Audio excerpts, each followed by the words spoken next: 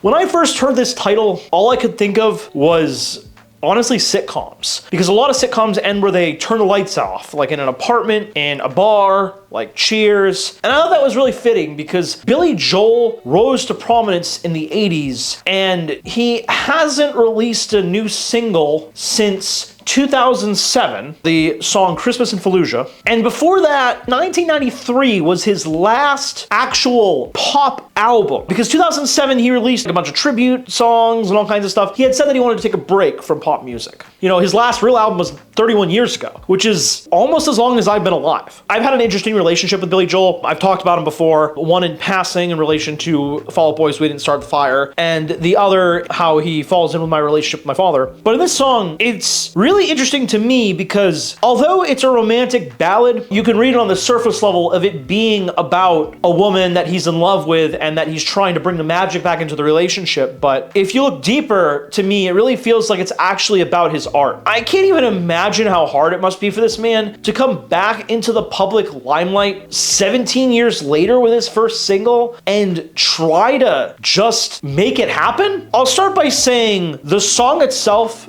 is quite good. It actually shocked me because he doesn't sound old. And that was my biggest fear. I had heard him sing at the Super Bowl years ago, and he just had this really raspy voice. And it sounded pretty off, and it was really kind of cringe. This song did not sound like that at all. And I know there's some studio magic and things can be done, but I was really impressed by how young and clear everything sounded. This is no Tom Waits production quality. To be frank with you, it does sound old school. This is stuff that's in the same category as stuff from the 70s and 80s, like, you know, The Stranger, or even stuff off 52nd Street. It's that same type of vibe. Really big sounding as far as instrumentation goes. It starts off with just the piano, the strings come in and the drums come in, and you kind of get this like swelling cinematic feel across everything in the music, and it picks up really a lot in the bridge. Not a lot of pop songs have that nowadays. My only complaint musically is that his drums did sound a little bit too reverby for me, almost felt a little too overproduced, but in general, I did find the music production to sound really good, and his voice specifically was pretty impressive. The more interesting part for me are the lyrics. Although it's a song to a lover, poised around Valentine's Day to bring the magic back into your life with the lovers, I feel like that's not why he wrote the song. I feel like he definitely wrote it for his fans and his relationship with his fans. So he starts off the song with, "Please open the door. Nothing is different. We've been here before." I just find that to be so fitting. You know, come on in. Nothing's changed. We're the same. Because that's your biggest fear, right? You know, oh, he's gotten older. Does he have anything to say? Is it worth saying? And then he continues how he's trying to refine the magic. He literally says that. That must be hard, right? I'm sure he's been writing music in the interim, but like to him to sit down and like write something that he knows people are going to hear and see. I mean, how many times did he have to go through these songs to like figure something out that he wanted to release that he knew people would like? And how do you do that? As an artist, do you go back to your past and what you would found good, or do you go forward and do something completely different? He had to make those decisions. My favorite line was this one, "And maybe you love me, maybe you don't. Maybe you'll learn to, maybe you won't. You had enough, but I won't give up on you."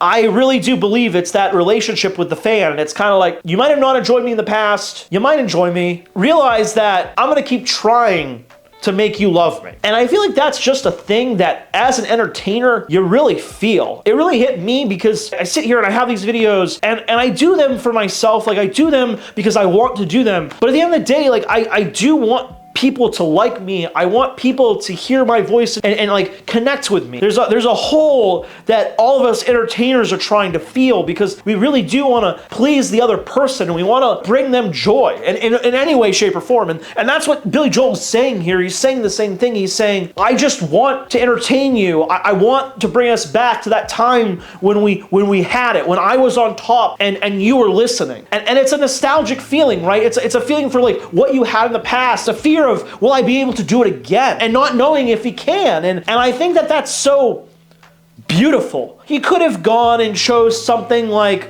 Scenes from an Italian Restaurant Part 2, right? Something that just referenced a bunch of his stuff and it would feel like a cop-out. He's being vulnerable here, and I think that that's really hard to do because, especially when you've been gone for so long, that's scary. The part that really blew me away is that. The moving part is the lyrics. To be honest, that's always been what Billy Joel is about. They cut right through, they hit you right in the heart, and they make you realize that, yeah, he's just still trying to be liked, and he's hoping that after all this time, you won't give up on him. After all this time, you'll let him turn the lights back on. You'll let him back into your life. It's hard, I'm sure, for these people that are really into him because it kind of is a betrayal, I'm sure, to them. They see him sitting around not making music. Hear people talk about Frank Ocean and, oh, well, he released another album. Why isn't he releasing music? But it's so hard sometimes as an artist because you get down in a spiral or you just feel like you have nothing left to give or just like, you know, you're sick of it. You think about people like Roger Waters who, you know, wrote The Wall because he was building one up in front of himself and couldn't deal with the pressure anymore. Even myself trying to come back after stopping what I was doing with 1001 and trying to do something different here. It's hard. To do it so gracefully is something that I really appreciate. I think we just got to take him at his word and realize that he's still trying to entertain us. And as a man that once sang a song about being the entertainer,